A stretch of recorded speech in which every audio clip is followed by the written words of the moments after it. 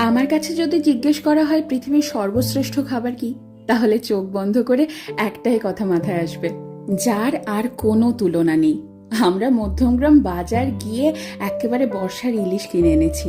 একটু নুন আর হলুদ মাখিয়ে সর্ষের তেলে ভেজে নিয়েই সাথে গরম ভাত, কাঁচা লঙ্কা আর ইলিশ মাছ ভাজার তেল।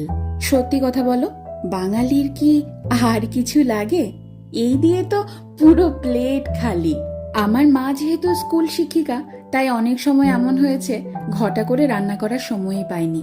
আর সে সময় যদি বাড়িতে ইলিশ মাছ থাকতো, তাহলে এই ইলিশ মাছ ভাজা দিয়ে কত তৃপ্তি করে খেয়ে উঠেছি সবাই। আমার এই বাড়িতে বাবা মা এসেছে, আর সেই তৃপ্তি করে খাওয়ানোর সুযোগটা এবার আমি পেয়েছি। আমার খাদ্য রসিক বাবা গরম গরম ভাত আর ইলিশ মাছ ভাজা নিয়ে বসে পড়েছে।